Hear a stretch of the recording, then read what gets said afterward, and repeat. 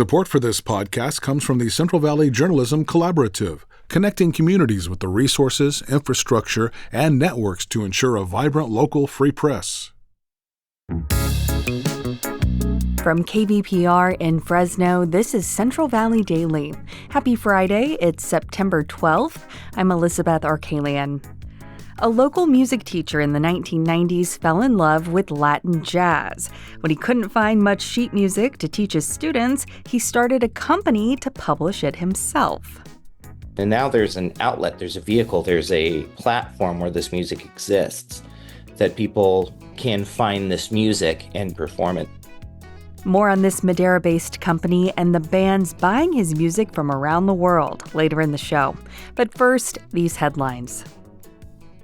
Fresno's elected leaders gathered on Thursday in the wake of the killing of conservative activist Charlie Kirk. As KVPR's Kerry Klein reports, those on both sides of the aisle denounced the violence. The handful of elected officials from the city and county mostly echoed the same message. We need to turn the temperature in this country down. Republican Mayor Jerry Dyer warned now is the time to either come together as a country, like we did after 9/11, or we will ratchet up the rhetoric on social media and become even more divided as a country. Here's City Council member Nelson Esparza, a Democrat. While Mr. Kirk was someone who I agreed with on hardly anything, what happened to him yesterday was not something I'd wish upon anyone in this country, in this world. The outlier at the event was County Supervisor Gary Bredefeld. He claimed Kirk's death was part of an extremist agenda to demonize conservatives. For KVPR News, I'm Kerry Klein. Firefighters appear to have turned a corner on the Garnet Fire. Cooler and calmer weather conditions have kept the fire relatively steady. The Forest Service says it's made progress in building fire lines and clearing out debris around the current perimeter. As of Thursday night, the Garnet Fire had burned just over 57,000 acres and was 15% contained. No new evacuations have been issued since earlier this week. California's high-speed rail project is closer to getting $1 billion a year through 2045 under a deal reached at the Capitol on Wednesday. Cap Radio's Gerardo Zavala has more. This is the largest amount of guaranteed funding for the embattled high-speed rail project in its history. It was made possible after Governor Gavin Newsom and legislative leaders agreed to extend California's cap-and-trade program through 2045. Senator Dave Cortese says the money would help complete the Central Valley portion of the project. It's very important that we get that complete and get ridership going and get people used to it and get development going down there, in Merced and Visalia and Hanford and Bakersfield, Fresno, all along those tracks, and try to get this thing to Gilroy next. The project currently stretches from Merced to Bakersfield with long-term plans to connect the Bay Area and Southern California. The legislature still needs to formally vote on the agreement this week before it can reach the governor's desk. In Sacramento, I'm Gerardo Zavala. Would-be mothers in Madera County have no access to hospital birthing services. It's the only valley county without it, but it's one of 9 so-called maternity care deserts in California. That's according to a report by our news partner Fresno Land.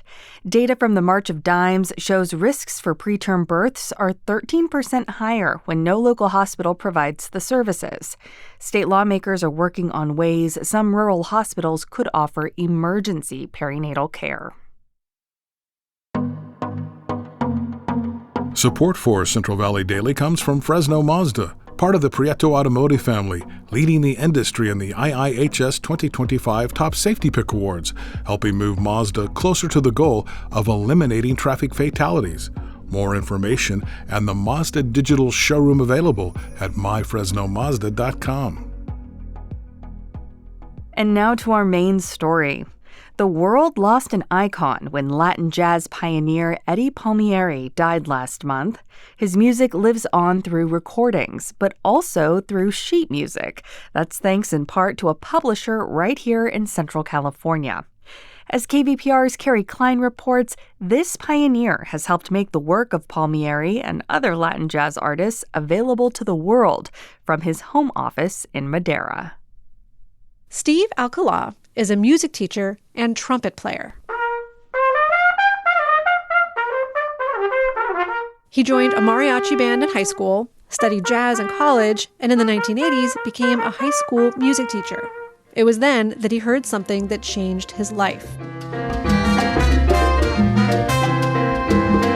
I go, whoa, this is cool. I love this. It was Latin jazz. Think salsa and American jazz and Afro-Caribbean rhythms all woven together, like in this piece by Eddie Palmieri. I was thinking to myself, man, I think the kids would really like playing this stuff.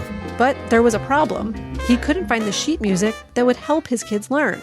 That's their textbook. Just like math, you have to have a textbook. Pioneers who were performing Latin jazz typically weren't sharing their sheet music beyond their bands. That left students and musicians outside of major jazz scenes without an easy way to learn the music. So Alcala set out on a painstaking task. I had to do all the transcribing myself from records I used to listen to. He'd literally write down the musical arrangements he heard, note by note, sometimes for 10 or 15 different instruments. And the kids really loved it. So did other band leaders. They started asking him where he found this music, and that got him thinking. There's a need here for that, so I'm going to go ahead and start a publishing company. He started cold calling the biggest performers. And then I give them my spiel about teaching Latin jazz at Roosevelt High School. And would I be able to get their arrangements from them? The idea took off. Alcala named his company 3-2 Music. It's a nod to a common Afro-Caribbean rhythm. Bum, bum, bum. Now, Alcala publishes sheet music by more than 70 Latin jazz composers and pays them royalties. Japan buys a lot of music from me. Germany loves Latin jazz. Austria. And there was one particular group that played in Iraq during the war. Military bands, and especially school bands, are his biggest customers, including the jazz orchestra at Fresno State University. The band's director, Richard Lloyd Giddens Jr., was Alcala's student back in the 90s. He's now using that same sheet music he played with his students. He says before 3-2 Music, teaching Latin jazz was nearly impossible. And now there's an outlet, there's a vehicle, there's a platform where this music exists, that people can find this music and perform it. Giddens students, like Trevor Kabose, say they're grateful to have access to this genre. Latin music, Afro-Cuban music, West African music has such a profound effect on my life and everything I do in music. Composers appreciate 3-2 Music as well. One of the first to publish with the company was Oscar Hernandez.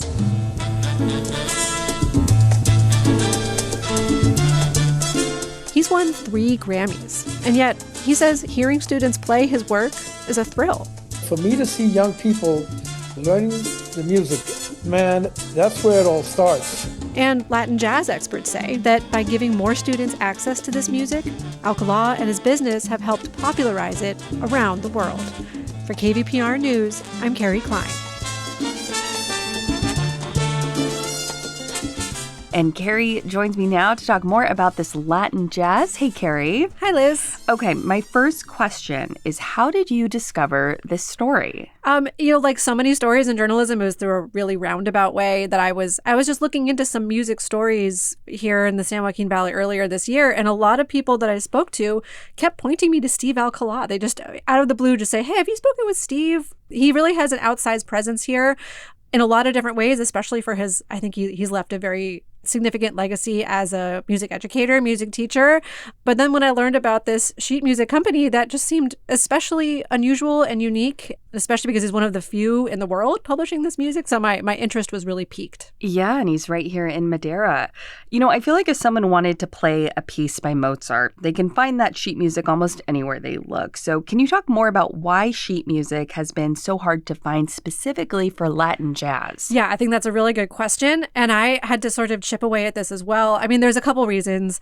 One is that it's a newer genre. I mean, it really came to the U.S. or evolved in the U.S., I should say, in the early 20th century. So it's still a century old, but, classical music has been around for centuries. Sure. But sheet music is intellectual property. So composers write it, even if they're performing it for audiences, the actual notes they write down, the composers, the performers, they have to agree to share their work in order to get it transcribed. People can transcribe music by ear, like Steve Alcala initially did, but if they want to try to sell that music, it's technically illegal if they don't have the permission of the composer, so there wasn't much of a market for it. Also, this music is pretty hard to transcribe. These are big bands. Like I said, 10, 15 instruments, sometimes more. You're going to have brass and woodwinds and piano and strings, and you'd really have to be skilled, extremely skilled, to be able to transcribe all of that by ear. So it's not easy to just jot down and then share it with people.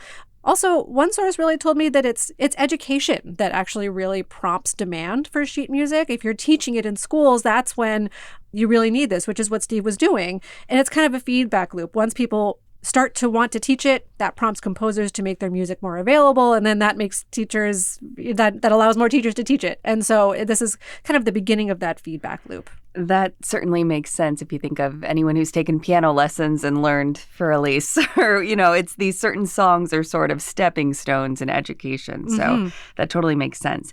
Now, writing this music note by note, I imagine would take so long. So how much music has Steve Alcala published up to this point?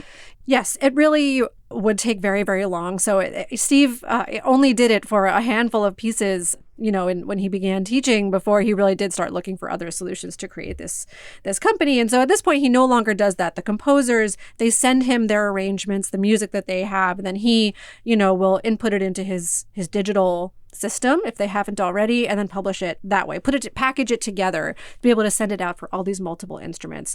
And so right now, he didn't have an exact number for me. He doesn't know, but it is hundreds of charts. So that's hundreds of individual pieces with all their instruments. And that's the work of more than 70 composers. And really, wow. And he's really developed relationships with some of the really classic Latin jazz icons, not just Eddie Palmieri, who I mentioned in the story, but Tito Puente, Poncho Sanchez, Oscar Hernandez, who I also mentioned in the story, more than 70 composers.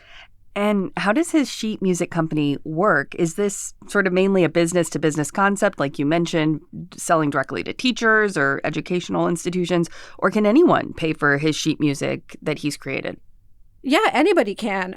Just look up 3-2 Music online. Anybody can buy the music. You, of course, have to understand music to be able to do anything with it. But schools, of course, are as big as customer. But no, it's available to anybody. KVPR Associate Editor Kerry Klein, thanks for joining me. Thank you. And that is today's show. Today's episode was produced by Kerry Klein, Jonathan Linden, and KVPR, with support from the Central Valley Journalism Collaborative.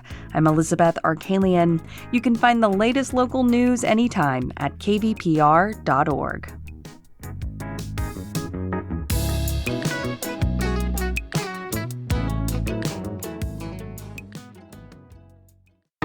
It's rare to find a podcast that can actually change your life.